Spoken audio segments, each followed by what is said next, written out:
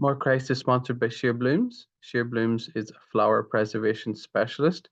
If you live in Britain or Ireland and wish to have your flowers preserved for special occasions, then please follow the details on your screen.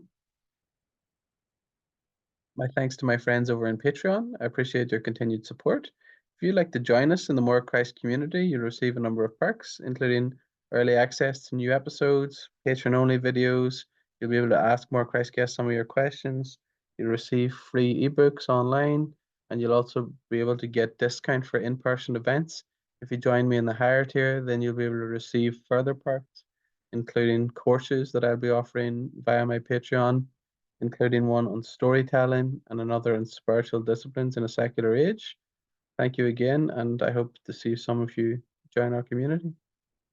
Hi, welcome to For Christ. I'm Marcus. Today I'm delighted to be joined by Father Ryan Duns, SJ. He's a popular scholar and a musician from the US of Irish descent. In academic terms, then, he worked at the intersection of philosophy and systematic theology. Indeed, he's published on a range of fascinating figures, such as his fellow Jesuit Karl Rahner, Jean-Luc Marion, Rene Girard, editing the volume Rene Girard, Theology and Pop Culture.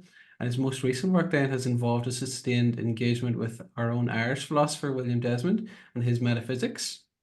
So his dissertation and his later book on spiritual exercises for a secular age then argues that whenever it's read as a form of spiritual exercise, an idea which he takes from Pierre Hadot, and this is actually just as a little sub-comment, this has influenced two members of this little corner of the internet around me, with John Vervaeke and Dr. Michael Martin, whom I both appreciate.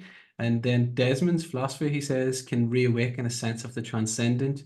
He's also a book forthcoming, Theology of Horror, the hidden depths of popular films, which I'm most looking forward to. And this should build on some of the conversations I've had in my channel with Jonathan Pajot, who's doing great work, Brian Gadawa, who's talked about worldview in movies and so on. And then in musical terms, I can't leave this out. He's taught a course, the introduction to the Irish tin whistle, and he's got videos teaching this online with his YouTube channel now garnering millions of views. I think it's over 6 million at this stage, and I'll link that in the description for those like me who love a bit of Irish music. And he's beautifully described teaching music as a form of evangelization, which is part of what drew me to him. And he noted that at its heart, he's been moved by the gospel, so too he's been moved by Irish music. And I'm in the same boat in that respect. And he's found a voice to testify to the good news through years of prayer and study. And he's not just teaching neat tin whistle tricks, but helping people to carve out their own space in a much larger tradition, to claim a voice through which they can express themselves and add to the rich fabric of the tradition. Again, this is all music to my ears, if you pardon the pun. And this is very much in line with what I've discovered with storytelling, as I was just mentioning offline. And just to begin then, can you tell us, Father Ryan, a bit about your background, how you came to Christ maybe, and how you came to appreciate God's presence in some of the areas that we've mentioned? Sure. Thank you so much for having me. This is a real treat today. So I'm the oldest of 5 children. From what I refer to as a mixed marriage. My mother is of Irish Catholic descent. My father is Lutheran, and religion, because of that, was a real contested point in our family in a healthy way. There were disagreements, but my mom is stronger and craftier. So we were raised Catholic. We went to Catholic grade school. That was just directly across the street from us. I went to an all-boys Jesuit high school, St. Ignatius in Cleveland. And from a young age, my mom, she is herself one of 9 children and we all, like our families all grew up together. And my grandparents were very instrumental in helping to establish the West Side Irish American Club in Cleveland. So our Irish roots were very much present in our family, not simply as everyone's Irish on St. Patrick's Day, but this was the way, well, to use Hadot's line, it was sort of the way of life. I was lucky to know, I was trying to count it up last night. I think I met 8 of my grandparents. So both my grandparents and then great-grandparents in addition. And I don't think that's very common for so many. Faith was extraordinarily important, especially to my mom's family. It's a very devout family. And so the question of religion, especially Catholicism, on one side, there was a pressure from my dad and his family that it wasn't something to be taken for granted. There was a stream mediated through my mom's family that was very much taken for granted. It just sort of was the expectation. You went to mass, you observed holy days, you fasted on Fridays. And as I grew older, with every teenager, you have those anxieties, you raise questions and skeptical doubts. And it took a number of years. I was scientifically inclined. I set out at college to study chemistry, with the idea of either being a chemist or a doctor. And I was very fortunate to run into Jesuit priests as teachers who challenged me to see my faith and the tradition not as something to be taken for granted, but to be something graciously received as granted. Mhm. So what I love about your question is I almost want to put it into the inverse. It's not that I had to come to Christ. I had to let Christ come to me. Mhm. And that encounter that caught me off guard and continues to surprise me today, changed the trajectory of my life, because I realized if you are who you say you are, if you are who we believe you are, I have no choice but to commend myself to you and follow where it is that I think you're leading. And so and I think in the heel of the hunt, that's as much to do with my Irish music training. I think a good Irish musician, anyone can be a solo artist. That's fine. But there's something really special about playing with others and allowing the music to set the terms of engagement and to go with the flow, go with the music and contribute to it, but not feeling that you have to dominate it. So you let your voice, paltry though it may be added into something bigger, and it becomes more than you could have dreamed. Glory to God, that's amazing. And what you say is really resonating with me, especially now. Actually, just today, I was listening to a Christian philosopher named Douglas Groothuis, and he was talking about his love for jazz and his podcast, and he's written a book about jazz. And he touches upon some of the things that you mentioned, that love of improv, but that's built upon this structure and many of these luminaries that came before and everything. And I've had the same about, well, I loved the old African American spirituals, gospel music, but I also love soul music too, and see it as kind of spiritual in the mundane, so to speak, in line with your work. It's celebrating romantic love and everything, but that's still within a Christian context, even if it's not the direct gospel thing. So that's powerful. Thank you so much, Father Ryan. And You're welcome. I'd love to hear about people's influences. So you touched upon a few figures there.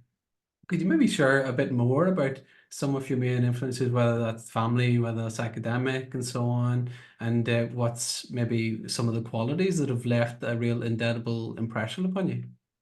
Oh, that's a marvelous question. And we are who we've been formed to be, who we've been loved to be, and I am so richly blessed with a sensational community drawn from all walks of life and all over the world. So certainly my nuclear and immediate family, we were not family first as they do the America first type of nationalism, but we definitely had a sense of pride in who we were and where we came from, what we stood for as a small family of, there were, well, not small, 7 of us. But then my larger family, supporting one another, good times and in bad, celebrating with one another. So that the intimate bonds of being in a family and that familial community, being a part of the Irish community in Cleveland. So many of the Irish in the diaspora, who settled on the west side of Cleveland were from Mayo and Sligo, and my family is largely from Achill Island, and that was really important to us as kids, knowing where we were from and knowing members of that community. And then as part of that community, there was the Irish music that I was a part of. And then there was the Irish dancing that my siblings were and remain a part of. So my sister is an Irish dancing teacher.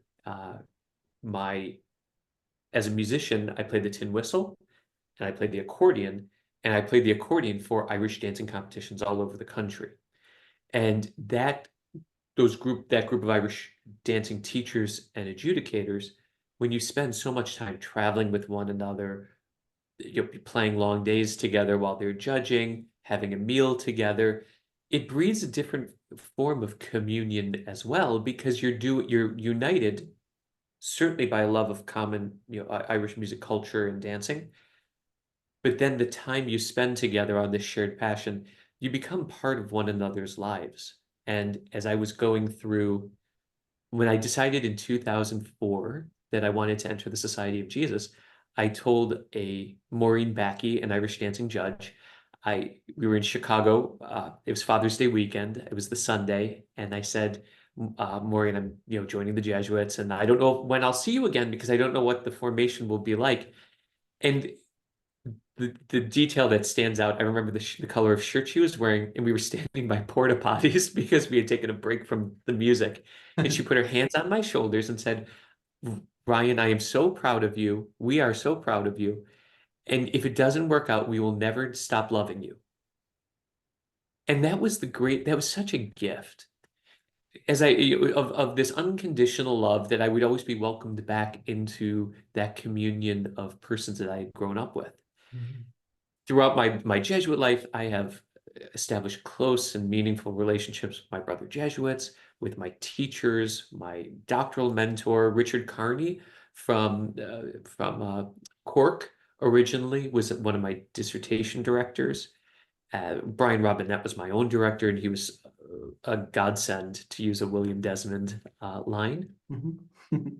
And I was looking at Facebook the other day, and I saw a group of the older musicians I used to play with every Monday night in Brighton, Massachusetts, at the Greenbrier pub, all through my studies of theology and then doctoral studies. And these were the guys who had no interest whatsoever in what it was I was studying, Mhm. but they cared about me and let me care about them and share in our love of Irish music. And there were many, many, many late nights sitting up, having pints with them, playing tunes. It was a theme that comes up in my book, the crack. Well, it was great crack. I mean, we had such a wonderful time. And then even here at Marquette University, where I've been since 2018, my students and my colleagues in the community of this university have been deeply formative. I mean, I do live for my students, to let them know that they're wanted, that they're seen, that they're lovable, that they have an intrinsic and inherent and beautiful dignity that is not something they've achieved, but has been given to them by God. That they are called, that they have a vocation, and that they are called to use their own gifts and talents. Maybe it's going to be profitable, but even more importantly, it's going to help people. It's going to make this world better. And try to have that chance to give young people hope, it's a gift. So I consider myself one of the most blessed individuals. The life isn't perfect, but I have been formed in the spirit to be grateful. And I hope to carry that out on a daily basis, that I start from gratitude and I try to share that with others. Amen. That's beautiful. Thank you, Father Ryan. And I think another theme that I appreciate about you and your ministry came across with what you're describing there. This, some people call it common grace. Bishop Barron, I think, talked about seeds of the word, and you see God operating in all of these different areas. And I think that comes across in your written work, which is obviously in large part how I got to know you. So I'd love to speak a little bit about that and some of the key themes in some of your written works. I think that would be really fruitful. So one I want to look at first, if we may, is René Girard, Theology and Pop Culture, in part because this is a figure who's fascinated me for a number of years now. And I've had a few conversations about René Girard with James Allison and another guy, Zach Slayback, who was influenced by Girard in kind of Silicon Valley and everything. So he's got this really eclectic appeal, but I think you drive that home even further. So I wonder, maybe first of all, what drew you to his work, and why do you think he's an important figure to wrestle with, I suppose, beyond even just academia? That's a great question. I remember back in the days when there were still bookstores, I was reading Miroslav Volf's Exclusion and Embrace, and there was a footnote that referenced Rene Girard. And I happened that night to be at a Barnes and Noble or a Borders, and I saw Girard's book, The Scapegoat. And I also remember, I somehow or another, I connected it to James Allison, and I found some of his books in the same theology, religion, philosophy area of the bookstore, and I bought them. And I found myself completely engrossed in what I was reading. So I bought the Rene Girard. I think I bought the Reader and the Scapegoat, and from that point forward, just kept reading. And I read through James Allison's works, and I found, and many people talk about it this way, it was revelatory. As you read, you felt that you were being read yourself, and that areas, patterns that had long been dormant or operating silently within were laid bare and able to be explored. And I found, and certainly teaching, for 3 years, I taught high school in Detroit at the University of Detroit Jesuit High School and Academy, teaching high school boys and then working with college students.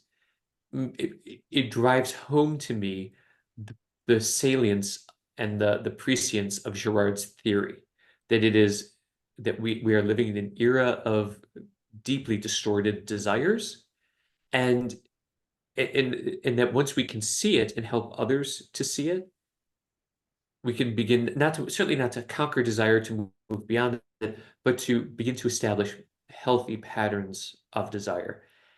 And when we look at, even more recently, if you look at the first season of Bridgerton, how desire is how they manipulate desire to establish a better connection, courtship for characters. If you look at the movie, so in my book on horror, I'm sure we'll talk about that, I look at The Purge as a film that's rooted in the way that desire and violence are inextricably intertwined and can be manipulated to establish a social cohesion. And even when we think about in the book on Rene Girard and pop culture, the Mean Girls, how bullying, I use the line, the many become one through the exclusion of one. So how does the group of sixth grade girls solidify its own sense of self and belonging? By picking out and expelling one of their members. You're not good enough. And if you're not good enough, that means we are better. So how we establish hierarchies. I think we do this also in the academy and don't really know it.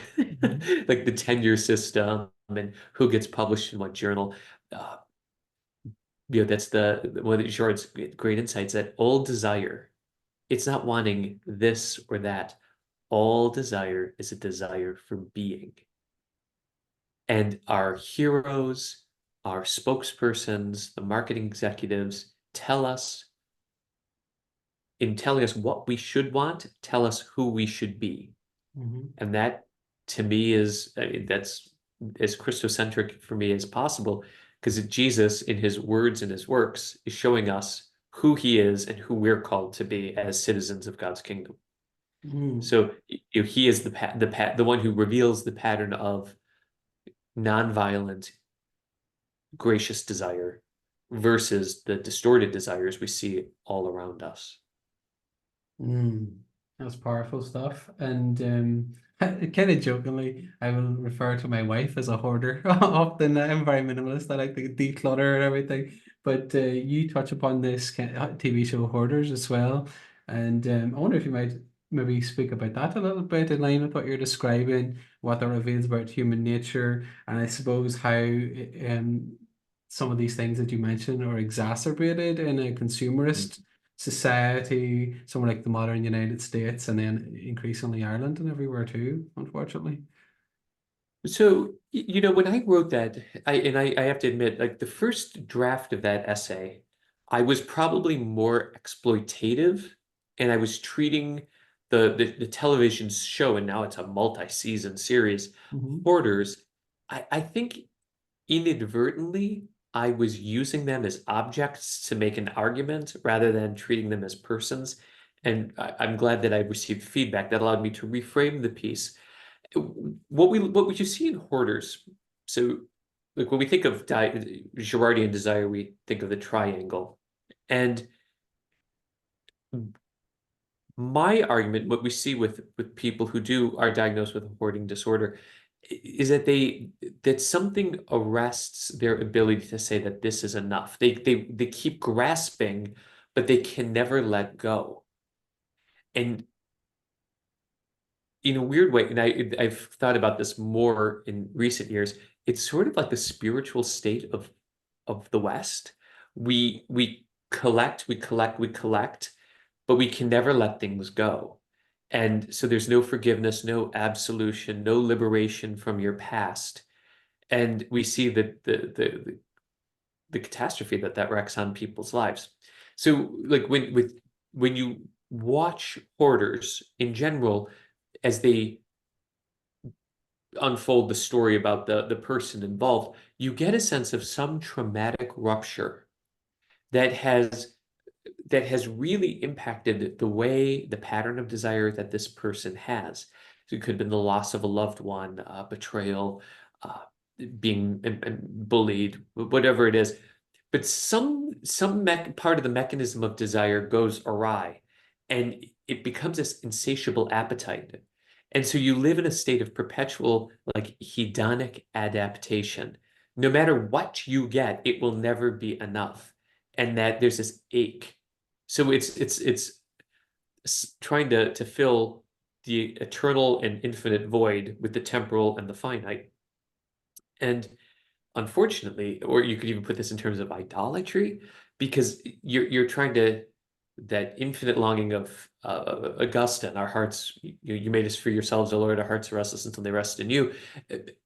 We try to fill the void of a who with a finite what. And that just becomes a toxic mess. And that, I think, it's sort of the scandal of what Hoarders is. You see people living in their homes who in some cases seem really well adjusted, but are living in just squalor and filth. And it's a squalor and filth mediated to them and made possible by the excesses of the West, because they don't have a balanced desire. Everything in their lives is thrown off kilter. That's powerful. Thanks, Father Ryan. And one thing I like about your work is you don't just leave it there. It would be easy to sort of lament those things, and there is a lot of that. Say, oh, the West is falling apart, yada yada yada. But there's no prescriptive to actually address the crisis. Whereas I think that this might bring us to your work on the spiritual exercises, for example, spiritual exercises for a secular age, Desmond and the quest for God. And first of all, I have to say, kudos to you for being able to distill Desmond in such a powerful way that resonates so deeply with people like myself, because I've tried to get into him in the past a number of times, and from what I've got, I've appreciated, but then you brought it to a new clarity for me, and I'm sure for many others too. So I suppose, first of all, what moved you to write? So originally, I understand it was a dissertation and then your subsequent book on Desmond and these spiritual exercises. And ultimately, what do you hope to achieve with it then?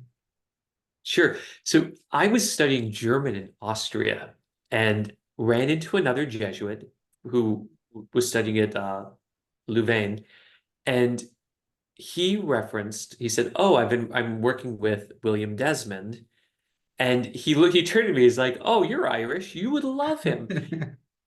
And so I went home and I Googled him, as one does, and I found the word, and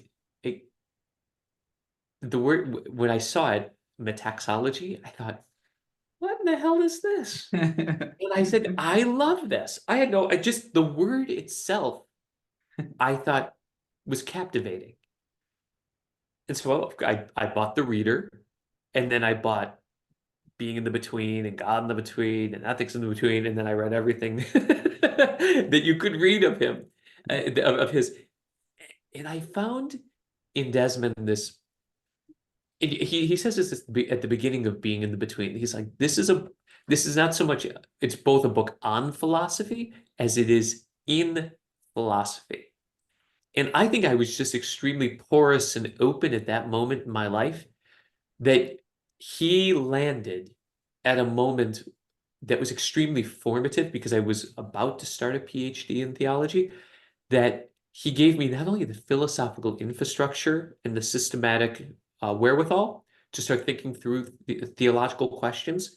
So I could have the philosophical interlocutors. I keep Desmond, Girard would often be like more my philosophical in-between figures, and then move to like say Charles, well, and then put Taylor in there, but like Karl Rahner and company. And I found him to be such a mediating figure for me. During my doctoral studies, I was just lucky to be at Boston College. I think that's such a great department, and they ask really interesting theological questions that have practical importance. And from Dominic Doyle and Brian Robinette, I was able to read a ton of Charles Taylor. I had tutorials from Richard Lennon and Karl Rahner, and Brian Robinette introduced me to the work of Pierre Hadot. And it was while reading through all of this and trying to make sense, and reading Desmond on my own, trying to make sense of how I knew there was something happening there that was enkindling my imagination. And then one day I realized, oh, when Charles Taylor describes his storytelling of this big mega narrative of modernity as a zigzag story, it's kind of jostling you, and it reshapes the categories you're thinking through within your own imagination. I said, oh, that's sort of like what happens in spiritual exercises with Hadot. And then I started to think of, well, Desmond has a bit of this. He's making familiar things strange, so we approach them anew. Now, as I'm getting ready to teach a doctoral seminar drawing on Heidegger, that's destruction of our knowledge of the received sedimented knowledge of the past, the story that was just neat and tidy. These guys came through, broke it up, and we're just saying, well, let me tell you about this. They invited you into the process of discovering this yourself. And that for me became the key, not only to Desmond and Taylor. I'll be honest, it becomes the key to just about anyone I deem worthy of reading. And not everyone writes philosophy or writes theology. They write about it. Mm-hmm. I'm not interested in that. I wanted to invite the reader, as much in the dissertation and then much more actively in the book, to accompany me as a companion thinker, companion thinking being a central image for William Desmond's own writing, but to accompany me on this journey of discovery, of asking certain types of questions and seeing how they unfold over time. The phrase I use in the book and I like is, not to see a different world, but to behold the world differently. Mm-hmm. And I think that when we do philosophy, when we do theology, we expose ourselves and make it possible to have that conversion of vision, that conversion of sight that reveals what has hitherto been concealed from our gaze. And it makes the academic project exciting. Mm. So that's the goal of the book. I wanted to invite people to be companion thinkers with Charles Taylor, setting kind of the itinerary and agenda, William Desmond guiding us on this really into the profound exploration of the depths of the created order, and then teasing out some of the theological implications that can be built up later. And that's what I've been trying to do in subsequent texts. That's excellent. Thank you so much, Father Ryan. And what you describe is very much in line, I think, with some people I love, like my friend Dr. Michael Martin, whose poet, philosopher, biodynamic farmer. He's sort of playing around with all these ideas in this really engaging way. And it's transformative, it's forming as well as informing, as you say in your book. And Martin Shaw, likewise, a storyteller. He's a doctorate and he's a mythologist and everything, but he brought that notion of beholden to my attention also through another Irish philosopher, John Moriarty. And I thought that was really interesting that they came together again in that respect. That's great. And your book too follows that kind of pattern in many ways that I adore. So if I might look through some of the chapters with you. So Of course. beating the bounds of secular age, then you go via the great Irish poet Seamus Heaney and the Canadian philosopher Charles Taylor, who you mentioned, and you introduce us this notion of the secular age and how Desmond interacts with folks like Taylor critically and complementary in terms of complementing one another, offering us these new vistas and everything. Would you tell us maybe a little bit about that, why those figures are so helpful via those mediums, poetry, philosophy, the between coming together? Yeah. And this continues throughout the book, by the way, for people who are interested. You've got Patrick Kavanagh, Flannery O'Connor, and so on, which maybe we can get to. No, so when I was reading Taylor, I realized that he was drawing us this really remarkable map. But the question he doesn't answer for me is, well, is there or isn't there a God? I mean, we can talk about a secular age that has declined or that has been reformed away from the Reformed master narratives, decline narratives for John Milbank. Okay, and those were important. So we know that things have changed. Well, my question was, well, the substrate of the change is it because we've gotten rid of God? Is this over? Like, if we've solved the God question, then I could go and work on Wall Street and maybe make a lot of money, or go do something more profitable, because this is not terribly profitable. Because I think my values could change and be allowed to change. So and I was already on the road to ordination at this point, reading Taylor, so I had a vested interest in trying to find out whether this was, I think I say in the book, a snipe hunt, or whether this quest was worthy of one's undertaking. And I found in Desmond, and this is where certainly I think the Irish have their gift for poetry is the ability to hold often contrasting things in concert with one another in a way that's creative and provocative. And Desmond, I would describe as a creative thinker, not only as, oh, look at bits of flourish and tricks. That can be creative, like, wow, he did something novel. But Desmond's creativity, and I think like Seamus Heaney's creativity, is tied up with their ability to transform the way you apprehend the world. And I cannot, when I read Beowulf, I cannot not hear Heaney's voice in my head. And when I read his poetry, I can hear in my imagination his voice as I read. It's not just words, dead words on a page, inert, waiting for me to surgically work them over. They're themselves poetics, poesis, makings. It's the poet making and allowing me to have a part in that. Not that I have to impose on it, but I allow those poetic words to remake and refashion me in my imagination.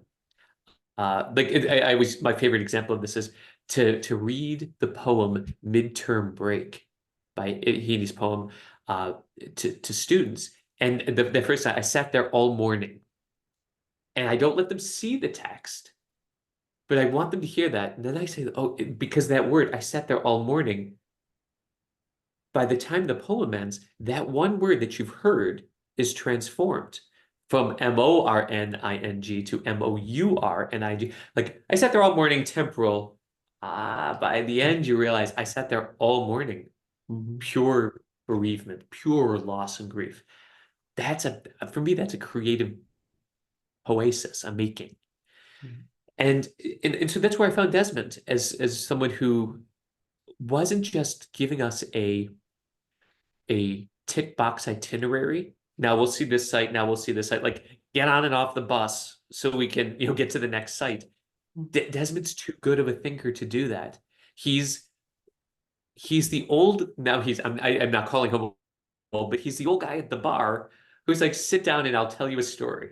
And he invites you to sit down, and as he tells and as he moves you through the narrative, you realize you're caught up in it and you're starting to be changed by it. And that, to me, that's that's, I think, a distinctively Irish gift. You feel drawn in. The author, the storyteller, the poet breaks any sense of a fourth wall and implicates the audience in the telling. So it becomes, I'm going to tell you about something way back when. It's, no, you too have a role in this story. And it's a big story. I mean, the book is, it's pretty thick. It's lots, I would say, like, there's lots of footnotes, but it works out. The book on horror is about the same length, as it turns out. I think I'm given over to writing books about this size. I like consistency. That's great. Thank you, Father Ryan. And God willing, if and when you come to Ireland, we'll be able to go on a little mini pilgrimage to the Seamus Heaney home place. I would love that. It's I would so love that. good.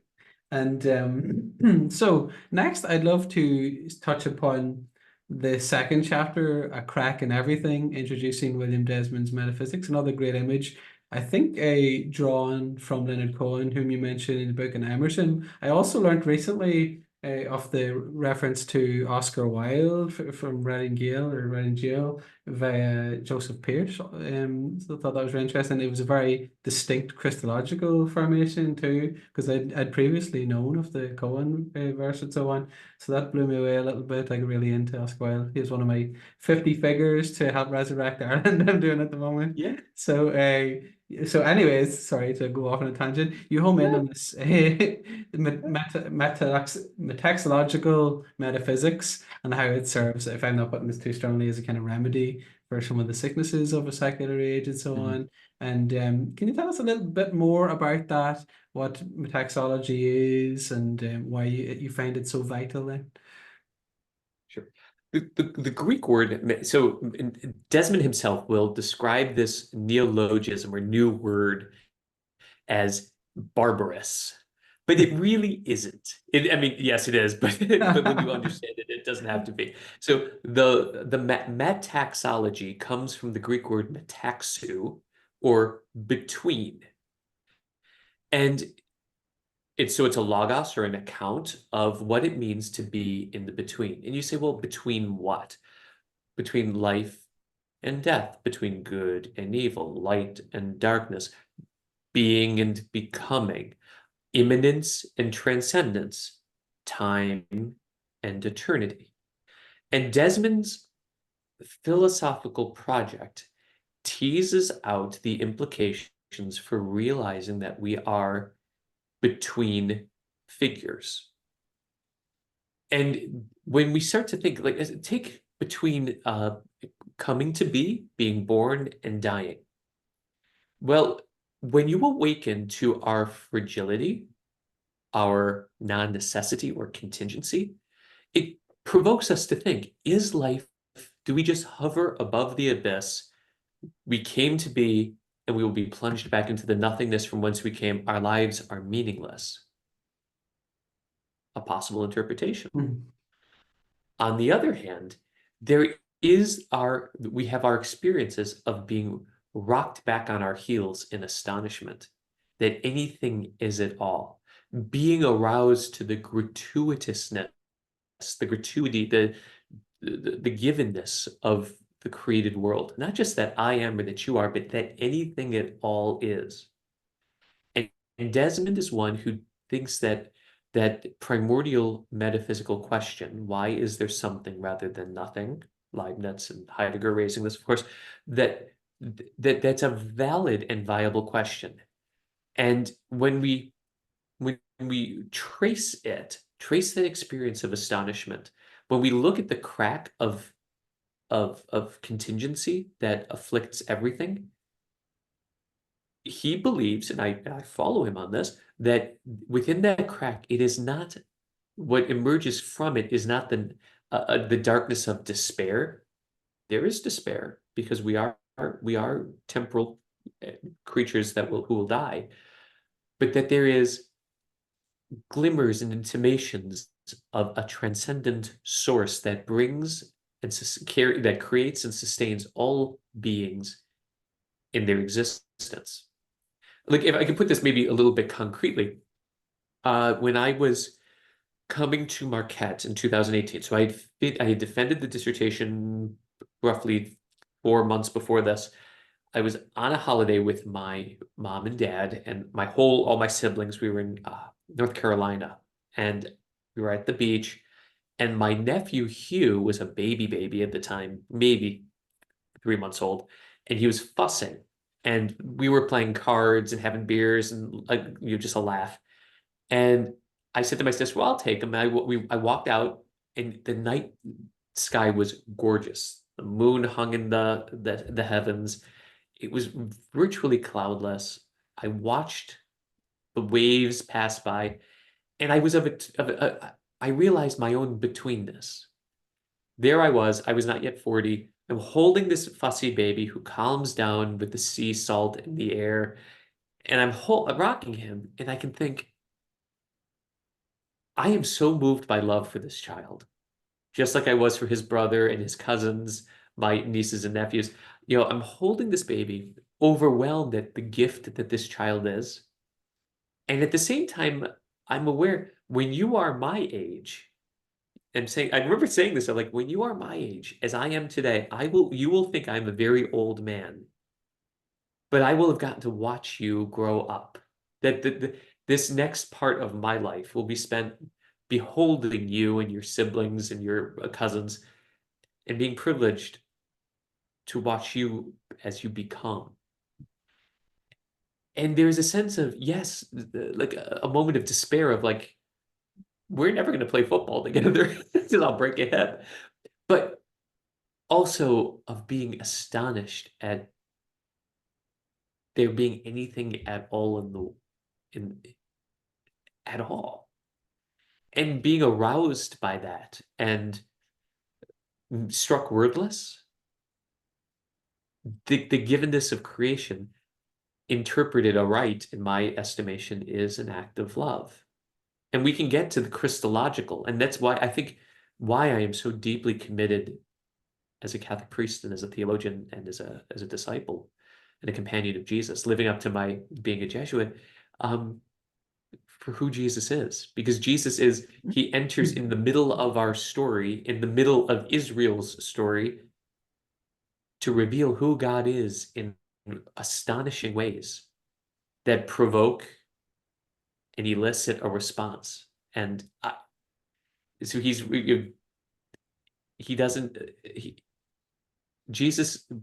is the crack in everything. In a way, he exposes that crack and says the status quo of the world as you know it is not the way it has to be. There's another way possible. So he incarnates the divine light that breaks in and shows how the world might otherwise be, when in accord with God's creative will for the world.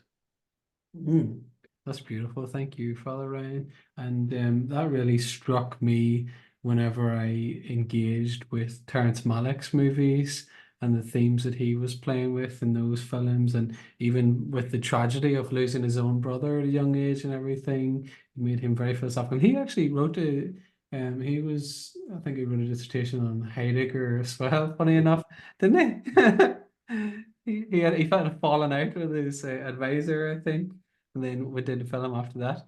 So that's really interesting. Yeah. And in your work, then, you do engage with many of these serious thinkers, Heidegger, Caputo, Richard Carney, who you mentioned, Westphal. and you discussed the viability of a theological engagement, as you've hinted at, with metaphysics, and you playfully proffer a set of 5 commandments that metaphysics must obey. I wonder if you might tell us, Yeah. maybe you don't even have to go through all 5, maybe even 1 or 2 if you want, and why they're important. Sure. So this is the downside of asking me about the chapters of like a book I wrote and then have been writing and thinking. So everything kind of like I have a sewer of a mind. It all just kind of comes together and contaminates one thing or the other. In chapter 2, one of the real questions that a theologian has to contend with, and there was a book, William Desmond, Contemporary Theology, that was published, and his name just went out of my head. He teaches the Holy Cross philosophy. John Maniakis starts out, he's like, William Desmond is the last of the metaphysicians, and you're like, well, this is very bad news because like I kind of want to do that too, and if he's the last of them, like what am I doing? So I had to say like, well, can we do metaphysics? Well, and then the phenomenologists, and I have good phenomenologists as friends. Like it's like some of my best friends are phenomenologists, so I'm not ragging on them. They had this allergy to metaphysical thinking, and it became. I felt it was incumbent on me to dislodge them from some of their preconceived notions. The workaround, now that on its own could be a book of many hundreds of pages. The workaround I thought was, well, let's look at 5 major critics or critiques of metaphysics, the practice of metaphysical thinking, and try to generate some commandments that would help us to avoid falling into some of those pitfalls. So, I'll read them off and I'll just comment on 1 or 2 as you've asked. So like the first one, like you could take Martin Heidegger, thou shalt not index the divine to human reason. When we think of ontotheology, calling someone an ontotheologian like today is like calling them a racist or having fallen afoul of DEI norms because then you're socially excluded and no one can be your friend anymore. It's kind of like being a metaphysician, I think. He's like, oh, he's a metaphysician, like coming out of the closet as such. It's a terrible thing. And so, but onto theology, the cardinal issue there is it's a God not godly enough. It's a God who has been pared away and trimmed to fit within a system. And that's what I love about one of the many things I love about William. William will say, I do not offer you a system. I'm offering a systematic way of teasing out questions and following implications. So with Heidegger, thou shalt not index the divine to human reason. If there's to be a divine, understood metaphysically, it must be one that transcends the grasp of reason. We can reach toward it, but we can never comprehend it. And in that, you may hear echoes of my friend Karl Rahner, with the Forgriff, that we're always outer reaching, always reaching toward, and we are oriented to the infinite horizon. We're never going to capture it, but we move toward it by apprehending and engaging and knowing the finite. But we never can get the grip on the infinite. The second and third are taken from Caputo. Thou shalt not be thou shalt not be faithless to the flocks. I think this is like for people with speech impediments, you practice that saying. And then thou shalt not produce counterfeit gods. So 1 and 3 are in relation to one another. Faithlessness to the flux, metaphysics could have the reputation of floating above the fray, trying to give you a view from, in Nagel's phrase, a view from nowhere. Caputo is saying, look, if you want to do metaphysical thinking would have to be in the dirt, in the muck, in the mire. And that's Desmond. Desmond does not shy away from being in the dirt. And I think we'll talk about the return to zero, but that's a real mark of his thinking, is that he's willing to plumb the depths of darkness. Fourth, taken from Richard Kearney. And Richard was my teacher, and he's been a mentor. And as a writer, I could only aspire to be as engaging as he is. Thou shalt be attuned and attentive to everyday disclosures. It's Richard Kearney, who I think is the master of the epiphany, of that there is letting things disclose themselves from themselves, Husserl, Heidegger, the phenomenological tradition, but doing so in a way that is attentive to the way the other breaks into the world. And as a theologian, that's extraordinarily important for the tradition, that Jesus is the revelation, is the epiphany of God, the finite face that reveals the infinite depths of the Father's love. So truly the icon. And then the fifth is, be still and know metaphysics is a vocation. I had Harold Westphal for a class. I did not, in those days, I did not distinguish myself as an academic in his class. He scared the life out of me. So I just sort of kept my head low. But, metaphysics is not a system of thought that one constructs, builds like this metaphysical net, and then casts it over the world. Again, this is in keeping with Desmond's own anti-system thinking. You are not imposing, you are allowing what is other to the self to disclose itself on its terms, not yours. And then metaphysics is an attentive response to the other that is being made known. So there's the emphasis and the intention always comes from the source of the epiphany, and then our reflection responds to it, rather than trying to subject the world to our concepts and categories. Well, that's excellent. Reminds me of Bob Dylan, the line that he has about taking his ideas as maps, and he was so much older then, he's younger than that now. Always stayed with me, that one.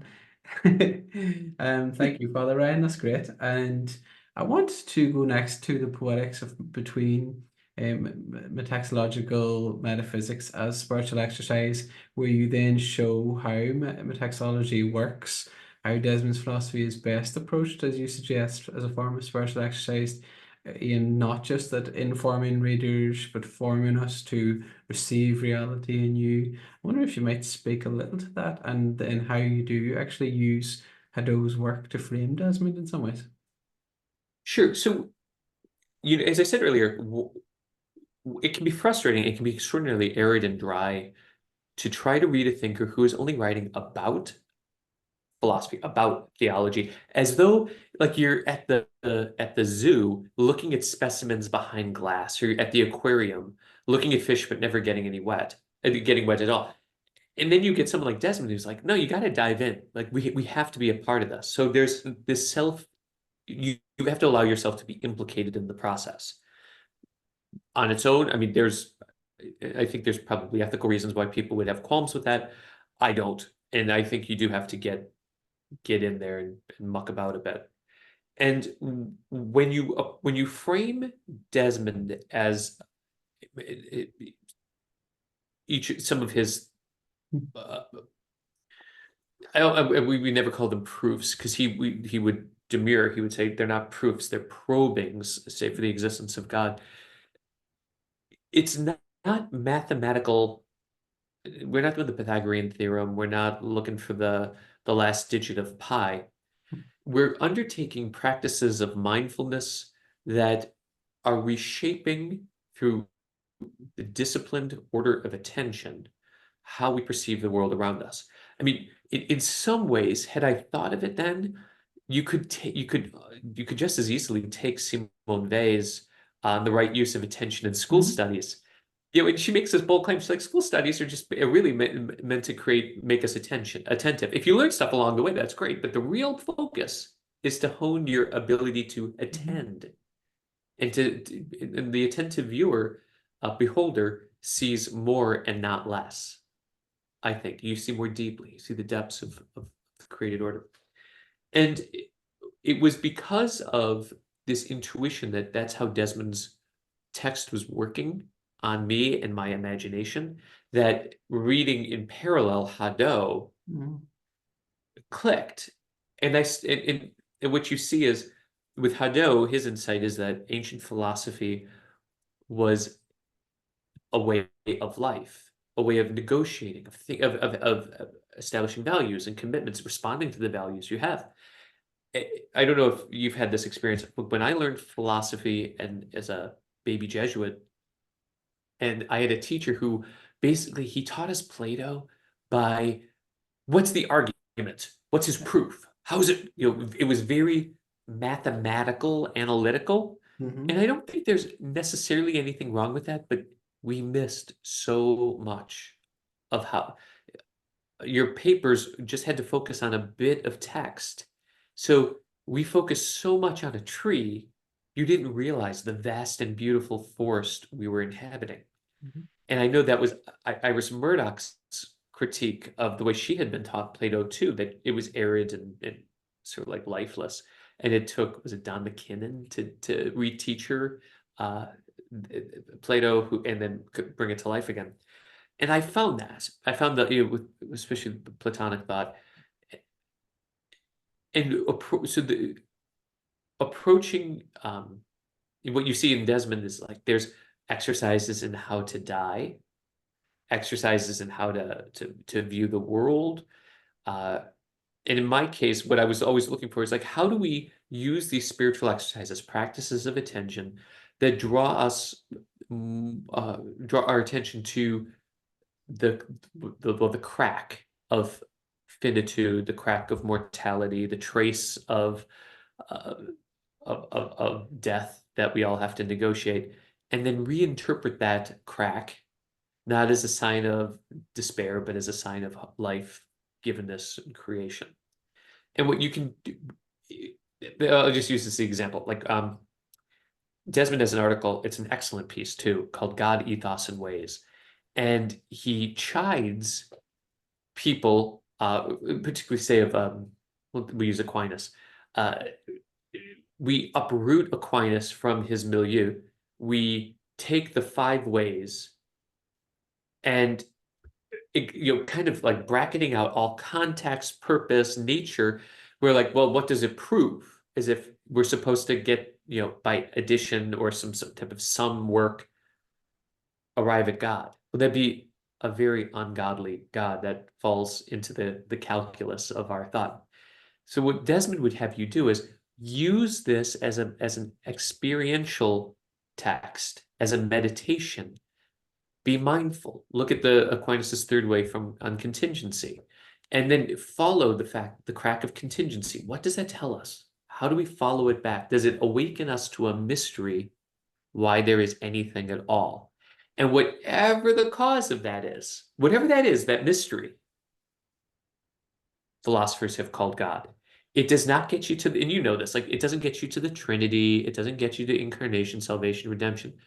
But Victor White, the Thomist, the early 20th century Thomist, saw that the 5 ways were really attempts to awaken us to the mystery at the heart of reality itself.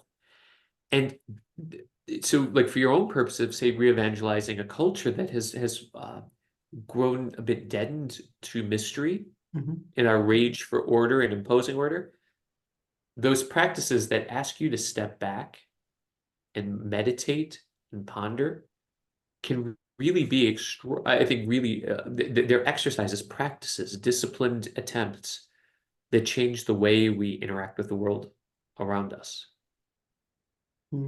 That's lovely. Thank you, Father Ryan. And it means a lot to me in part. So I have a little estuary group, the coming together of the salts and the fresh water and all this kind of stuff, atheists, agnostics, along with Christians and everything, inspired by a pastor from the States, Paul Vanderklay, who I've had the pleasure of doing some events with and so on. But ours is an inter-Christian group, which is interesting. So it's a different dynamic. But what came to the fore in one of our conversations was we're kind of lamenting many things happening in popular culture, and like there's a lot of darkness obviously in the world, but it just came to the fore that Christ is the Lord of history through organically through the conversation. And I think it's in line with this return to zero that you mentioned, and seeing beyond that darkness and coming to that distinct Christian mindfulness that I think that you're hinting at. We can appreciate God's providence through it all and don't get carried away by the waves of kind of propaganda and all these different things, and to be overly sensationalist about our moment in history and so on. So that really resonated with me, I must say. I wonder if you might maybe tell us a bit more about that, and that as a spiritual exercise, which is kind of rekindling, attuning to God's presence through even the mundane, as you refer to in your book.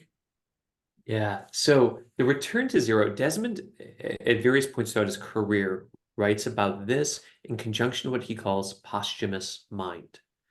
And his signature example of this is Dostoevsky, who had been sentenced to death, receives a last-minute reprieve, and there's a conversion of mind. He sees having hovered over the abyss of non-being, he is rescued and beholds being anew, and charged with what would be Hopkins-esque, the grandeur of God.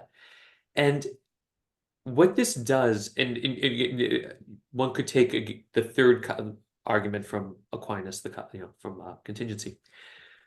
But the gist is this: Desmond goes, "All right, look, I don't think he would put it this way. He'd say it much more poetically and with a Cork accent. I will not. I will spare you the Cork accent, and I will be a little bit more barbaric because I taught high school. I teach college students, so you have to be a little bit in your face. Like, all right, fine.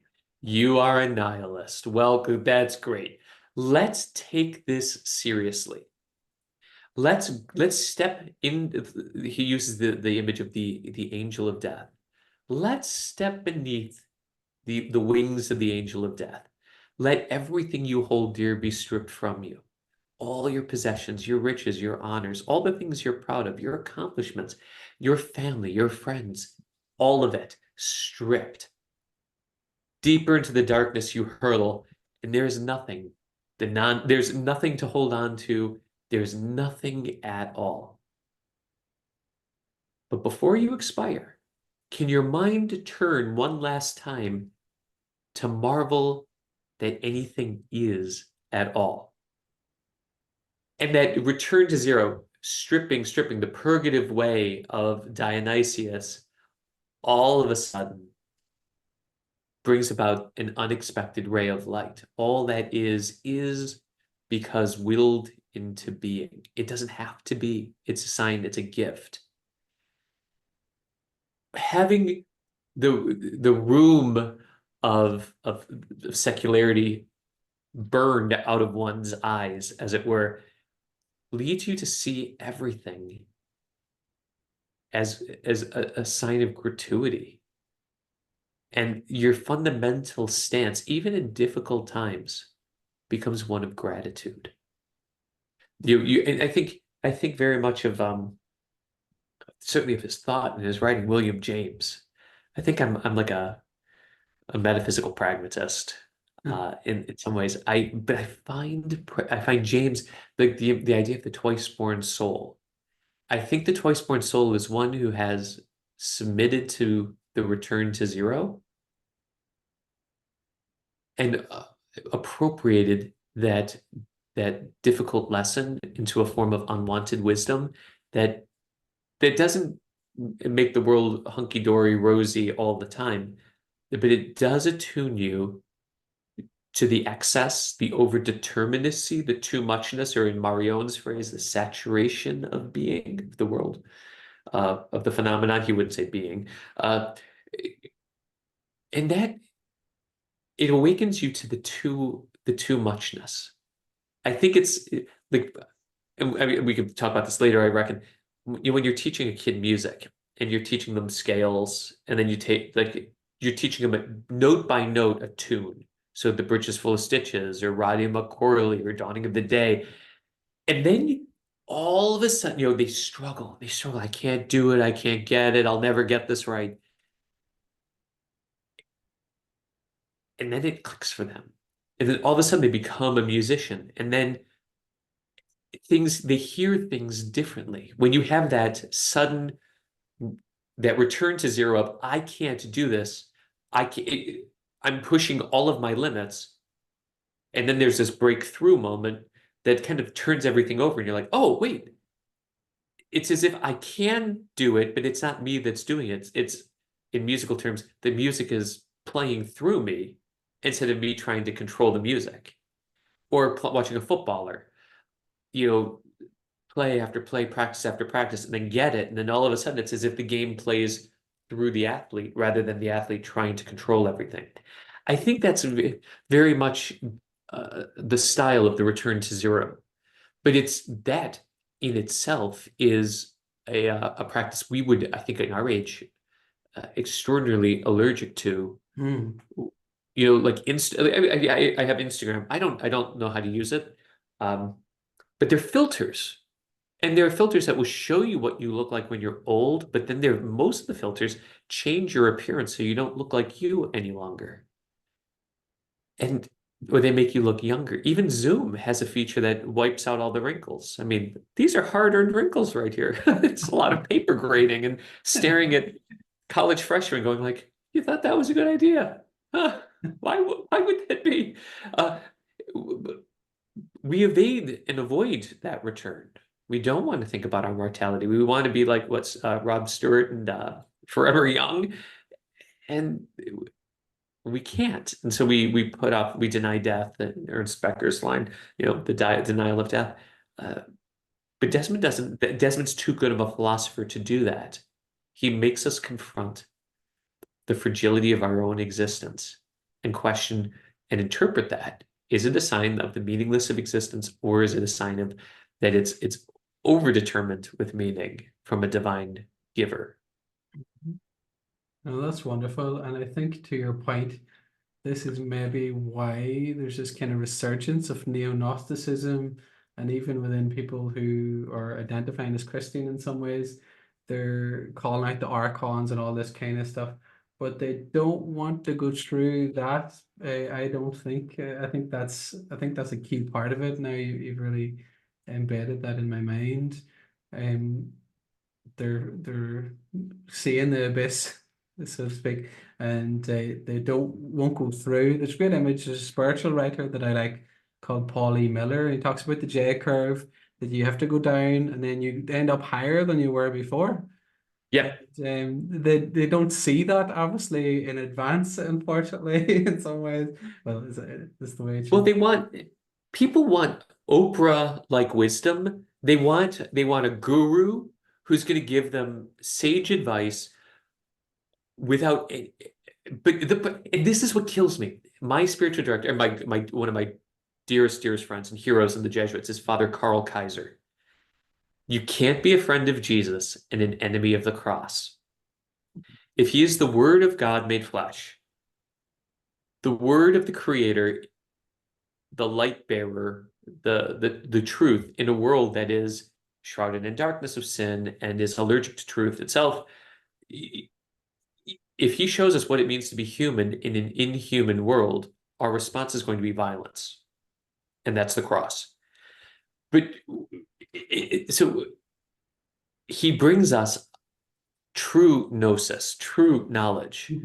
But that comes at a cost. If you live that, if that knowledge touches you and it changes the way you interact with the world from your fingertips onward, it's going to have an impact, and it's going to be unpleasant.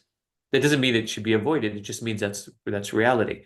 If you're getting your Oprah wisdom of the world, your financial advice on MSNBC or Fox News, wherever it's going to be, it's financial advice, it's lifestyle, life hacks. Very often, it's only things that they think are going to make your life better, but they never say it's going to put you in tension with the world around you, or that it's going to be lived as a critique of the world. Maria Kondo may be an exception to this, the minimalist approach. Otherwise, it's a secular wisdom that does not have the shadow of the cross, doesn't touch it. And so that leads me to be a little suspicious and dubious. So they all want wisdom. But but do they want to live what it means to be wise in a way that I think Christianity does have a compelling argument to make there. Amen. I think it's most important in a kind of expressive individualist culture too. And this really came home to me in a conversation actually with a philosopher called Bernardo Kastrup, who isn't a Christian and I think has stopped at that point in some ways. And he wants to have a kind of philosophical idealism because he doesn't want to go through the cross. But Jonathan Pajot then on the other side is an Orthodox icon carver and everything. It was really interesting that Bernardo was going back to Socrates and talking about the diamond, and this diamond is pushing him from below, so to speak, and it is going against his little notion of the self. But Jonathan was like, "Well, that's your guardian angel lifting you up from above." I was like, "Yes, Jonathan, let's go." Well, I mean, so again, I teach. I always teach. Oh, the last couple of years, I've taught a 180 to 150 to 180 student intro to theology class, and there's a shtick involved, and lots of video clips, and you have to enter. It's edutainment. Now, the students do get a lot out of it. And it's all of our written work is exercise based, so it's because of ChatGPT, I've had to modify it. So I don't want to make it harder for them to not do the work themselves. But during a lecture one day, one of my students raised his hand and was like, so yeah, right, I believe in like angels and demons, but I don't believe in God. And I just rocked back on my heel, and I don't have a tarot, like I usually have the filter on, but dressed like this, I'm like, bro, if that's what you think, you are. And then I was like, you are up the creek, because that's incoherent. That makes no damn sense to me at all. And the whole class is laughing. They're like, the priest is telling him he's up, a creek. And it's like, no, you want to go up that creek, you go ahead. And when you open up the gateway to hell, do not come crying to me, because I'm not going to do your exorcism. I'm not going to help you because you didn't believe in God, because you have a bad metaphysic. No help for you. It's just funny, like how that what captures their imaginations, and they don't think through the deep metaphysical implications. So I feel like pearls among swine all the time. Oh, that's classic. Thank you, Father Ryan. So, if you're happy enough to continue our conversation, I'd love to ask you a bit more. Is that okay? Sure. Great, thank you, Father Ryan. So exercising transcendence, then indirect ways to God, you construct this series of 4 spiritual exercises inspired by Desmond's God in the Between. You show us that these exercises act as an ascesis or spiritual discipline. Some of us will know asceticism, which can help us again to reawaken the sense of God encountered not apart from the world, somewhere out there in the ether, but as part and interrelated to the world. And this reminded me of Father Pavel Florensky, as alongside something else that you mentioned before. God's not just a mathematical formula, and it would actually be really awful if he was. Then your freedom would be distinguished, because you just have to accept like you would have to accept that 2 + 2 = 4. I wonder if you might tell us a little bit about that, and how we can transform the way that we behold the world around us, that you mentioned, or Moriarty that I mentioned, as he discusses also. Yeah, Marcus, one of and I will send you this, and if you want to send it to your viewers as well, that's great. After the book was written, I began to use our Haggerty Museum of Art as to do what I call the Becoming Beholders project, which is it's the direct practical outworking of what I was trying to do in chapter 4, which was to offer an ascesis or an ascetic practice that would transform how my students behold. And the gist is this. They on the first day of class, they go to the art campus art museum, and they pick one piece of art. As I have designed the course, it is non-representational art, so it's mostly abstract in a way and by non-representational, I mean simply it's not telling a story within the painting. It's of something, but it doesn't have a narrative easily attached. And the job of the students is this. Every week they have to come to the museum, and they behold the same painting for 20 minutes in silence, and then they write a 1,000-word response to the question, what did you see? They do this all semester long. And the first couple of weeks, they think it's novel. Then they hate it because it's burning out their imaginations. So if you think of, oh, look, I can curl 10 pounds. This is great. Look how, okay, now we up it over time. And there is this burnout, and they're like, I can't do this anymore. Like a musician, like the footballer, like the cook. I can't do this. This is stupid. And I secretly delight in watching the flameouts, because it's week 4, 5, 6, 7 that you just see this total calamitous breakdown. But they maintain it because it's part of their grade. And we do, in each class session, we do 15 minutes of silent contemplation as well. So these are students getting 50 minutes of absolute silence in their week. And then week 7, 8, 9, 10, and onward, you watch the breakthrough. And what happens is, to put it more phenomenologically, if on day 1, the student comes in and is imposing an interpretation on the painting, on the artwork, when that imagination has been exhausted and now is in this fallow period of nothing is happening, everything is at that moment happening, because that ascesis is carving out this and making porous, if we want to use a Desmond term, unclogging would be a perfectly good term. Puncturing the buffer, if we want to go kind of to Taylor, there's this perforation being developed that allows the student to receive what is other to the self on its terms rather than the student's. So the goal of this is to tutor people to receive what is being revealed. And I just told 2 quick anecdotes. Well, I'll send you the story that was just last week published from our university magazine. It went out to all the alums, but it's about a young male student who had a really powerful experience with this project. But a few years ago, when I was teaching it, I had a student who came into class, obviously hated this project, and she very clearly hated me for making her do this project, and told me in no uncertain terms how stupid this was, and basically how stupid I was for expecting her to do it. About week 8, she was waiting for me after class, and her hand was trembling, and I thought, she's going to stab me today. Like, today is the day I meet my maker.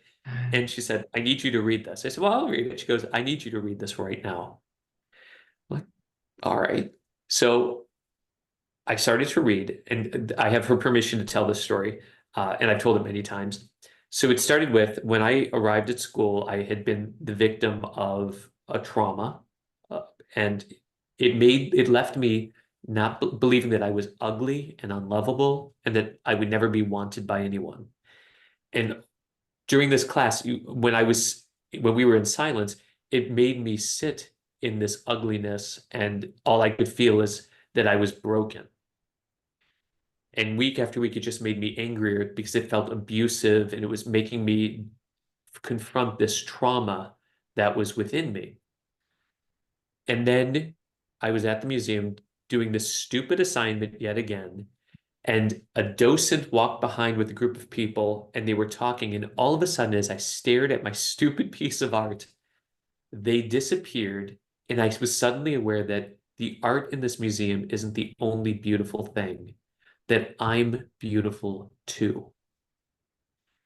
And I can tell you, Marcus, if there were 31 students enrolled in the section that semester, I had 32 of them, because who she was up until that point and who she became to what it was a 180 conversion of persons. She saw the world and she saw herself in a different way. I did her wedding. Wow. I mean, and the reason I say that is, this is the spiritual exercises in here. Yes, they're I mean, I'm following Ratzinger at one point. We're looking at Bonaventure. We're looking at developing a sense of posthumous mind through the premeditatio malorum, the premeditation of evils, particularly our own death. And yeah, I mean, it can be a bit dry, maybe, or overly academic. It was a dissertation, and it's a university press, but the practical lift of this is I try to bear out in my teaching practices, and that's where these words take flesh. And they don't take it in a colonizing or violent way, but a transformative way that I think made this young woman through this ascetic practice, which was arduous and difficult, and it was a painful pilgrimage for her to undertake, nevertheless, did transform her. Maybe it's in my Girardian side, it transformed her, even the pattern of her desire. She learned that she was desirable. That part of the triangle of desire that had been broken or distorted so graciously was righted so that she could be herself and know herself as loved and lovable and able to love. And that's I can think of no better way of talking about chapter 4 than the metaphysical exercises. I don't think these are behaviorist responses. I genuinely believe that what I do in using the museum is this a more secular version of what Catholics experience in the adoration of the Lord in the Eucharist. That you are brought into the presence of something you cannot control. But when you open yourself to receiving, you find yourself resonating at deeper depths than you knew you had. And maybe even the word resonance there, like Hartmut Rosa, in his sociology of the good life, I find very compelling because I think he gets all of these dynamics, although he doesn't put them in explicitly theological terms. But that's the fourth chapter is that it is possible to undertake intellectual meditative practices that can change one's life. No, it's wonderful. And again, I think it's a wonderful incarnate example of what I described very simply with the J curve that we are ascending higher than we ever would have been if we hadn't gone through that process, for the lack of a better word. That's really something else. Thank you so much, Father Ryan. And okay, so I and a friend are very keen on John Wesley and Methodism. And I love the Methodist hymns and everything. My wife is from a Methodist background, and we've been to the Methodist Church in Ireland and in Africa and everything. And it's a powerful experience. But one of the key things that people will know about from Methodism is this kind of quadrilateral. But you offer your own little quadrilateral of sorts in the book, and you juxtapose that orthostasis, that right perception, with the orthopraxy, orthodoxy, orthopathia, and so on. I wonder if you might tell us a little bit about that kind of fourfold schema. It reminded me in some ways of a philosopher, sociologist that I really like, Eugen Rosenstock-Huessy, from the States, who talks about the cross of reality. And it's a really helpful kind of heuristic for me to engage with any topic. I wonder, do you find the same thing? And if you'd like to tell us a little bit that. No, thank you. And if it helps, I can send you the copy of it. Harvard Theological just, I think I submitted this article 4 years ago. It finally came out. I mean, it was accepted and then just the pipeline, as you know, these things take time, but has just published a piece that's on orthostasis and the cultivation using Simone Weil and Iris Murdoch as my primary interlocutors. But so that idea of orthostasis comes from my reading of Husserl's ideas too. And theologians would be very familiar with orthodoxy. Certainly, like you want to be orthodox in some way. And Chesterton had the book, but we want orthodox thinkers and orthodox thinking. And then there's the move towards, then we need orthopraxis. Okay, that's great. Later, we get a third leg to this. Now we have so we go from the bicycle to a stool, and we add orthopathy, which is right feeling or being affected rightly. And everyone thinks it's John Sobrino who comes up with this, but in actuality, it's a thinker named Ted Runyon who develops this, but the Catholics don't pick it up from him. At least it doesn't seem to be that case. They usually take it from Sobrino, who likes to talk about being affected rightly by Christ. Beautiful and right, awesome. But the lacuna in this is that he doesn't give an account of emotions or the affections. And this is where my reading William James was so helpful, because James is, and it's only beginning in this book, but now I'm able to articulate this more. The need to perceive rightly. So there's this extroverted way of interacting with the world. But if we perceive the world wrongly, poorly, through eyes besotted with prejudice, hate, violence, trauma, then we will be affected by the world in a way that that the world will not elicit from our affections and from our responses what it could or ought to. We think of, we can be so accustomed as Christians, as Catholics, Lord, Lord, where did we see you? And the poor, the despised, okay. But we walk down the street every day and we see the same homeless person, or we see the same, we hear the same stories, and we become hardened to that.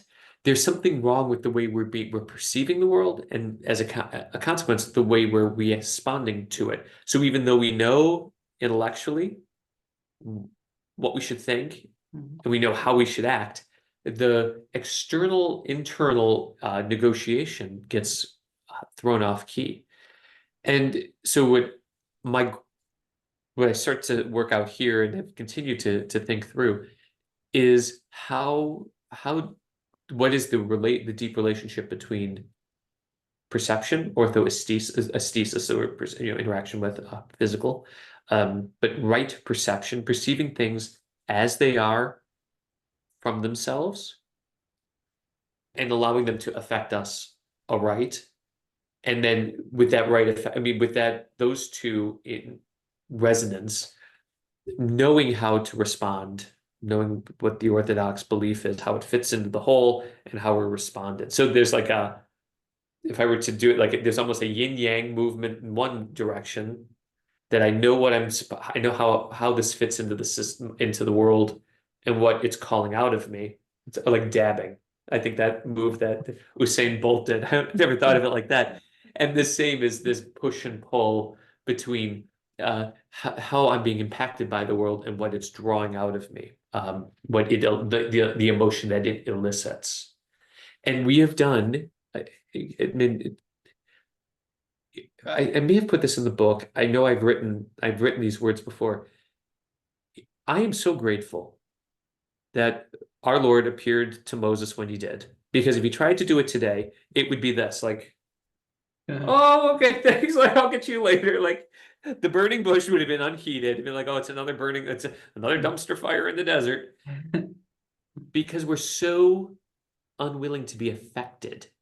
We are one of our great fears is vulnerability, and because vulnerability reminds us of our mortality and our contingency. And so we do everything within our power to manage the world and to curate what the world sees of us, and our algorithms do a hell of a job dictating what we see of the world. And so our vision is so warped. And I think this is one of Jonathan Haidt's The Anxious Generation. I think he's really spoken out on this, and he's weathering criticism for his prophetic stance. That we have given the kids keys to the kingdom and have no idea what's on the other side of the door that they're unlocking with these devices. But there are corporations that do, and there are bad actors who certainly do. So what we need through these practices of ascesis, of spiritual exercise, And by this, it does not have to be a sojourn at Loch Derg. It could just as well be I'm going to fast from I will not pick up my phone before 8 o'clock in the morning. The first thing I do in the morning is not to doom scroll the news or my social feeds. Instead, I'm going to spend 15 minutes in quiet prayer. Maybe I do pray as you go, the work of the Jesuits in Great Britain, Sacred Space, the Irish Jesuits. Maybe I just take a walk, if just to be in communion with the world around me. Maybe it's to say the rosary. Maybe it's to do the morning office. But to start the day not in a reactive mode that is perceiving this dark, gloomy, if it bleeds, it leads type of world, but to develop your own spiritual practice that becomes, I guess, it empowers a spirituality of resistance. That I see the world from the moment I wake up, I see the world through the eyes of revelation, of a God who has become one of us, and God who saves, a God who companions. And as a consequence, I am touched by the world in a different way, because that's the armor I put on each day as I go into the workaday world. But I think that's where, to see the world with Emmaus eyes opened at the breaking of the bread, to see, like you could look at, the parable of the prodigal son. The parable of the prodigal son it's a parable of perception. It's the son who perceives the father. You have something that I want, give it to me, and then he goes off. The parable is then, so the parable from the father's standpoint, the father who, his perception of his son has never changed. He always beholds him with the eyes of love. The child goes off, and then realizes in the breakdown his own quite catastrophic return to zero, eating a big, he can't even eat what the pigs eat. He realizes that he has misjudged his father, and he tries to go home on new terms that he's going to set. I'm not worthy to be called your son. So he now sees, in one way, all right, my father, things were better there, but he's still not seeing the father rightly, and he's still not being moved by the father rightly. Mm-hmm. Because he thinks, okay, he's still thinking contract and not the covenant of agapeic love that is given without ever counting the cost. So the son comes in, he's like, all right, I want to come back under a new contract. Let's renegotiate the terms. Mm-hmm. And the father's having none of it. Because the father's gaze that has scanned the horizon day after day has awaited him and welcomes him home, not on the son's terms, but on the father's terms, which are illogical to all of us. And that's the misapprehension of the older son too. He doesn't see things aright, and he's not affected aright. He sees the world also through a type of contract. If then, this for that, quid pro quo. That's not the logic of the kingdom. That's not the theologic of the ortho-aesthetically attuned, whose eyes have been opened by grace. And you say, this is all a gift. Mm-hmm. It's all a sign of divine love. I have to be moved by that and respond to it in turn. And so that's, yeah. I mean, every parable asking us, what is this revealing about the desire of the Father? Mm-hmm. And how do we desire with Jesus what the Father desires? That's terrific. Thank you, Father Ryan. And you're channeling Father Henri now in with the prodigal son. That's wonderful. Thank you so much. And I want to turn now to the end of your book on Desmond, where you give a little brief recap of the adventure, the journey taking us from Theology back to Desmond's Quark and so on. And you set this nice little scene, a pub where they're raising a pint and offering a toast to the transcendent God and so on. And it really resonated with me, this going beyond the fatalism of much new atheism and the way that we speak nowadays. There's this sense that it came to my mind yesterday. There was a conversation I was listening to. They're like, oh, you can't put the toothpaste back in the tube, all this kind of silly stuff, and it just, oh, it breaks my heart to hear stuff like that. But how does this maybe map on to our societal moment? And you delve into Dante's Divine Comedy, midway when I in my journey through life and so on. I wonder, is our society at scale at that stage, so to speak, and how might Desmond serve as our helpful kind of guide, like Virgil? So I'm a Christian pessimist. I think that's again the Rahner side of me. It's like, or my granny from Mayo would. I remember a line she used. I said to her like, she knew someone was homosexual or whatever it was, and it had to have been involving that. And I said, Gran, it doesn't seem to bother you at all. And she's like, Ryan, we're Irish. We hate everything until we don't. And she's like, this is well, and for her, it was this, when you have this experience, it resets and redraws the lines, not unlike the parable of the prodigal son. The lines are being redrawn, the imagination is being liberated from old ways into new ways. Well, why we need a person like Desmond is he gives us a way of inhabiting this very tense and very fraught middle ground. As you noted, there is a resurgence or an upsurge, at least, in the, like, say, interest in Gnosticism, New Age. And we could talk about this again. I keep saying punting down the road. The number one genre of horror film in the United States is supernatural horror. And it is especially popular with a demographic from the age of 18 to 26. The very group Ryan Burgess or Stephen Bullivant we'll talk about, who are most likely to be unaffiliated or to disaffiliate from religion, are the ones most eager to snap up tickets about paranormal, supernatural, spectral entities. So there is a desire for, I think, a form of the transcendent.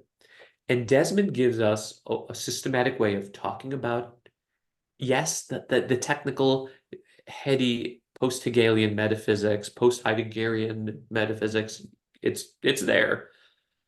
But when we undertake his work, you start to get a sense of Desmond's work as a poesis that works through ascesis, so many Greek words, really reshaping the way we perceive the world around us. And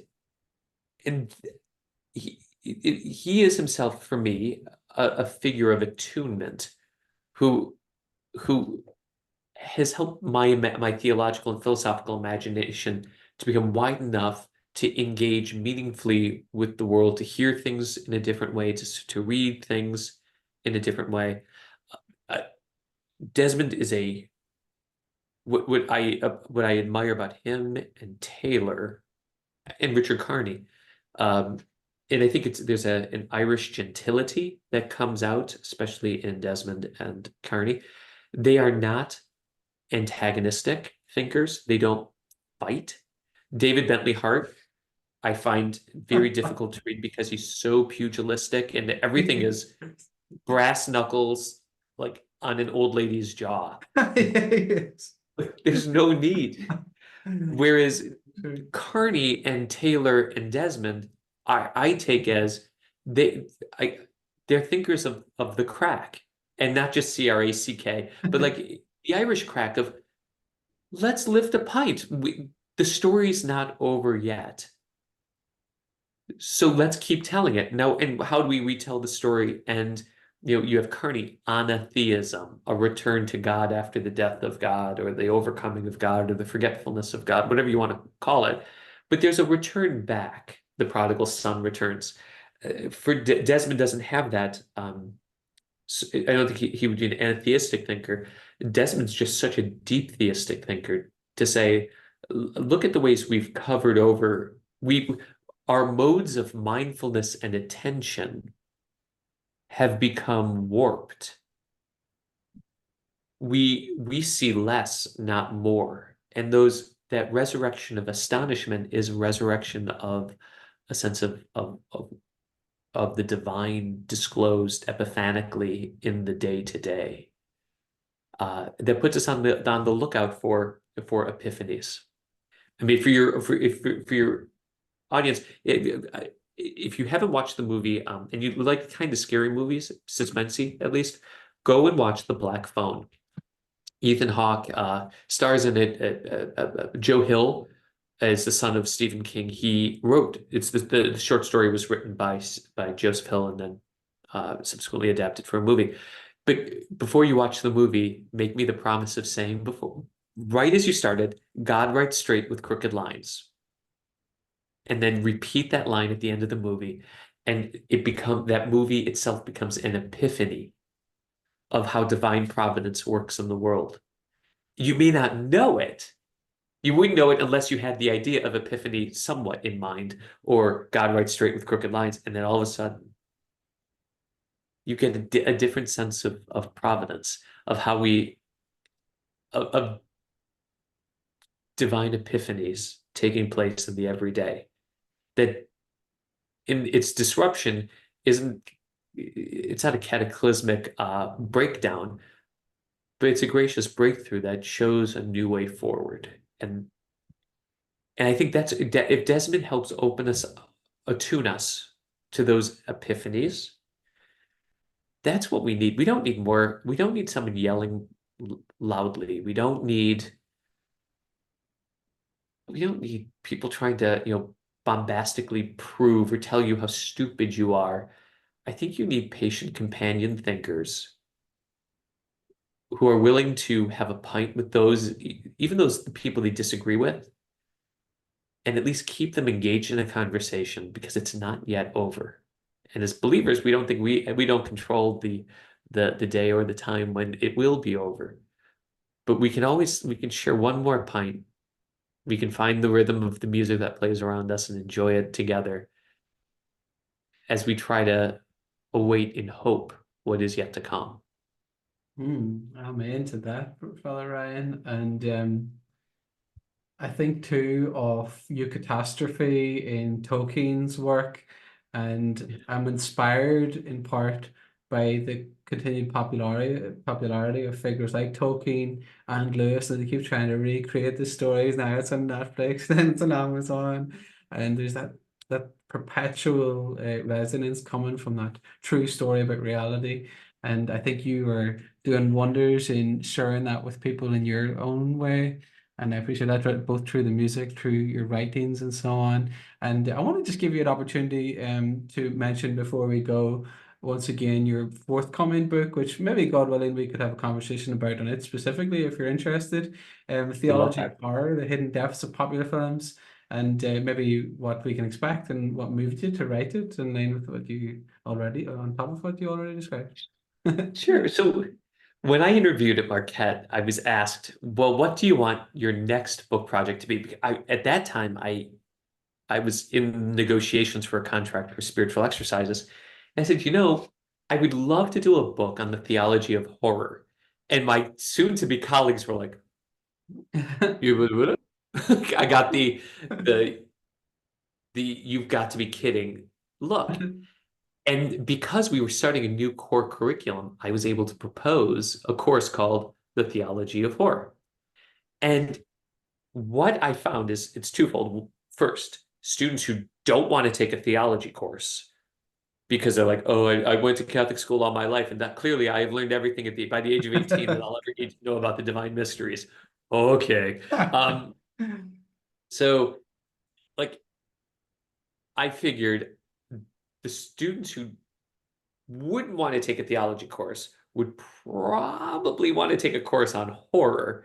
And if I could find a way to configure the course and then later the text to get them in the door of horror and out out the back door of the holy, then I've won 2 victories. I've got butts and seats, so I have a living audience. And I might have butts and seats who become saints.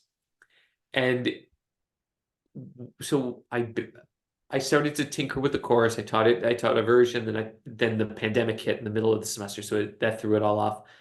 But I taught the second time, I used Norris Clarke's The One and the Many, his contemporary Thomistic metaphysics, as the core text, and then we watched Midnight Mass on Netflix, and then I picked some horror movies, and each week we would explicate the film in light of the text that we had read and look for themes and ideas. And I found horror worked really well for this. When I was on sabbatical last January, so I started writing the book on January 1st, and I finished it. It'll be a year. I finished a year ago, like June 3rd or so. And I picked 15 movies, and I do each chapter, it's a little, it made it conventional. Like at some point, I tell you what I'm going to tell you, like why this movie matters. So I try to make it very conversational, like how I would teach it. Then I give a quasi-brief synopsis. I situate that film within like a larger literary tradition of horror. And then I pick out themes. And the goal of each chapter is I am looking for a fragment of philosophical or theological insight. And here I'm using the word fragment as taken from David Tracy.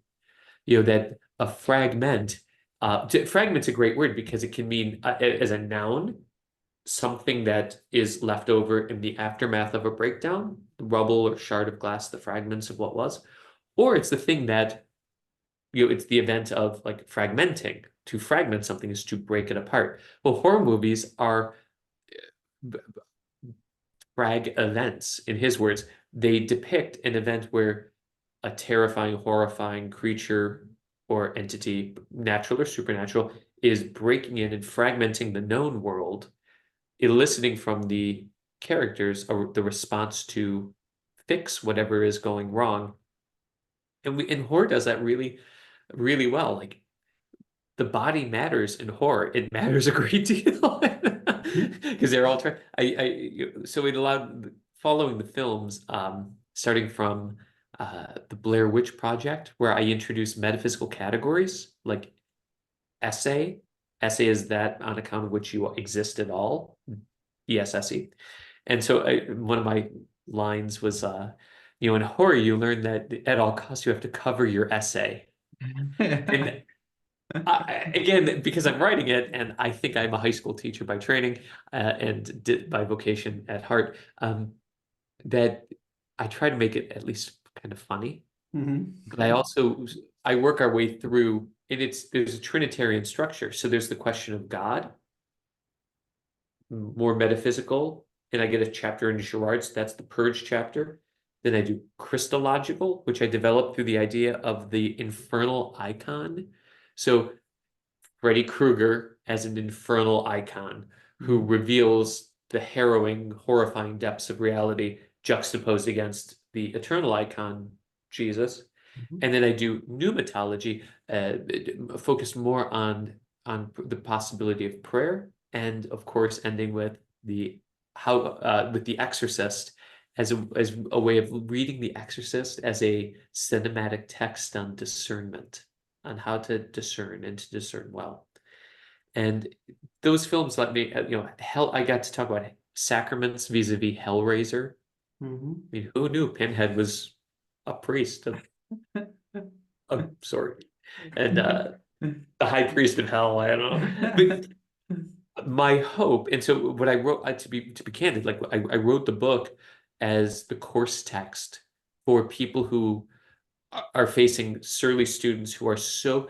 Eha Romano wrote in Vulture a few years ago that felt betrayed by Midnight Mass because horror should be the exclusive domain of atheists and nihilists.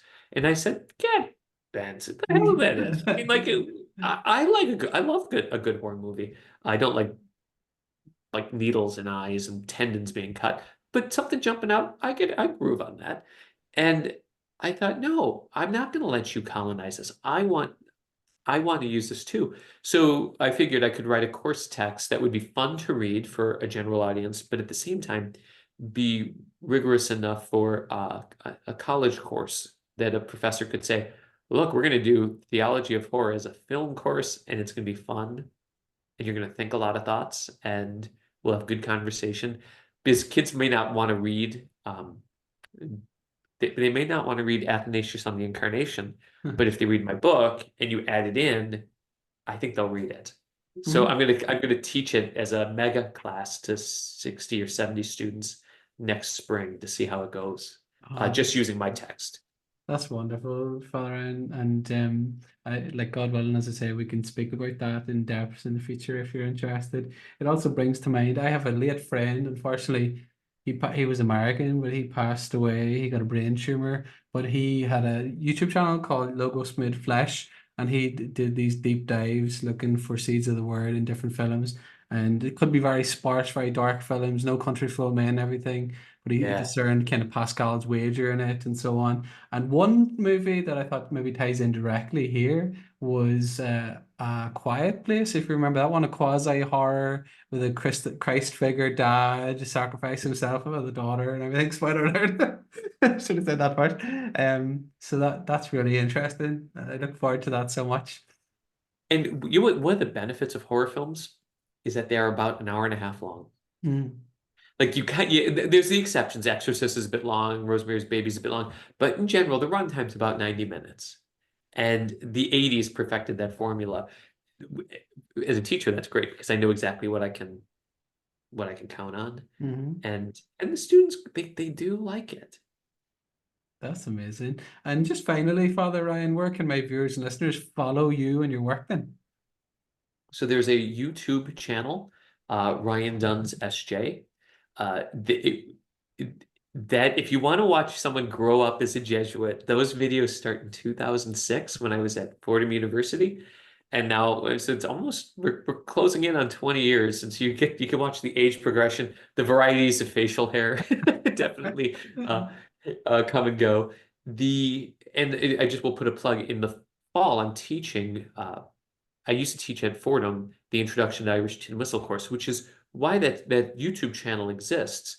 I'm rebooting that class at Marquette, and it's already full. We're super excited. I'm doing Intro to Irish Tin Whistle on Tuesday nights, and my friend Bridget Kinsella Alba is teaching Intro to Irish Dancing on Thursday nights. And we're trying to build up a culture here of Kaylee and music and a culture of the crack that reminds students that school is meant to be fun.